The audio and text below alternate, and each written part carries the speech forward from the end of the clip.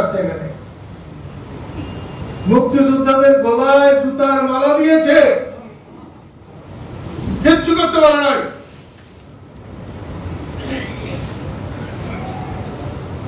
কাপড় খুলে যদি মুক্তিযোদ্ধাকে মারে, কিছু করার নাই। এতে যদি সম্মানহানি হয়, মর্যাদাহানি হয়, খারাপ লাগে, তাহলে আমি অনুরোধ করব মুক্তিযোদ্ধারা এক হোক। কাদের সিদ্দিকের বাঁশ দিয়ে কোনো লাভ নাই। স্বাধীনতার পর থেকে কাদের সিদ্দিকের বাঁশ দিতেছে, কোনো লাভ হয় নাই।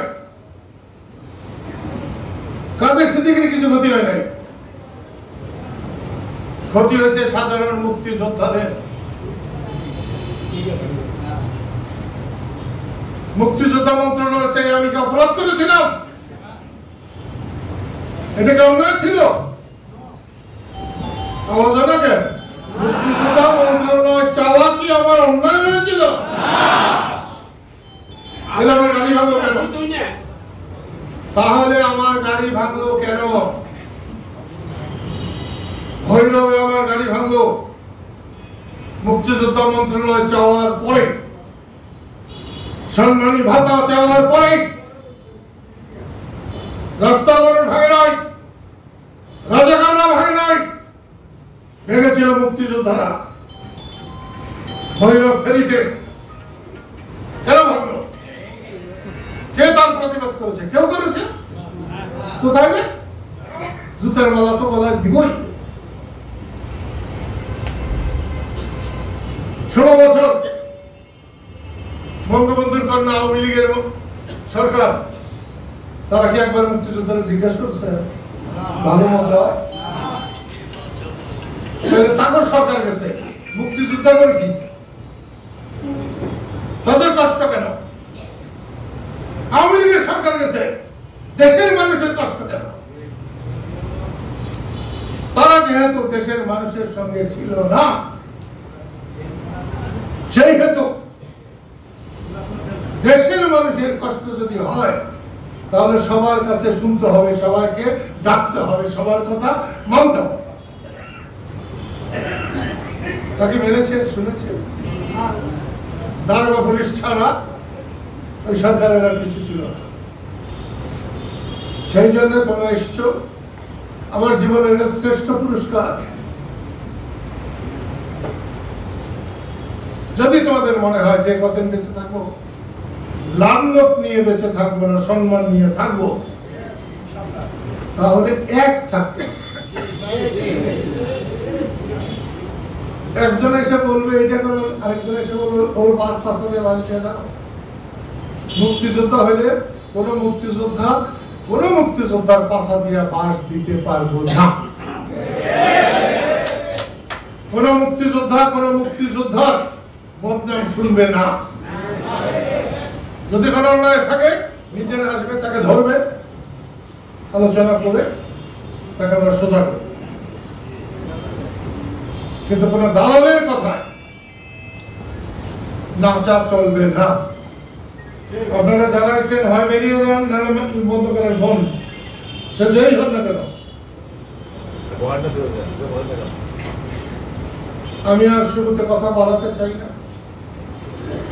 ফজলুরা বলছিল যে মুক্তিযোদ্ধারা কথা বলতে চায়, তো মুক্তিযোদ্ধারা তো কথা বলবেই। দেখছেন এখনো বলছি, এখনো ফোন বাজতেছে। আর এইটা মুক্তিযুদ্ধের সময় যদি বলতাম, গাছের পাতা যদি ছিঁড়ত, বলার পরে আর পড়তো না, আমি খাই থাকতাম। সেই জন্য আমরা যুদ্ধে জয় হয়েছিলাম। আর আজকে এই কান দিয়ে শুনে এই কান দিয়ে বেরিয়ে যাবে, কিচ্ছু হবে না। মুক্তিযোদ্ধাদের কপালে খালি লাত্তি আর লাত্তি লাত্তি।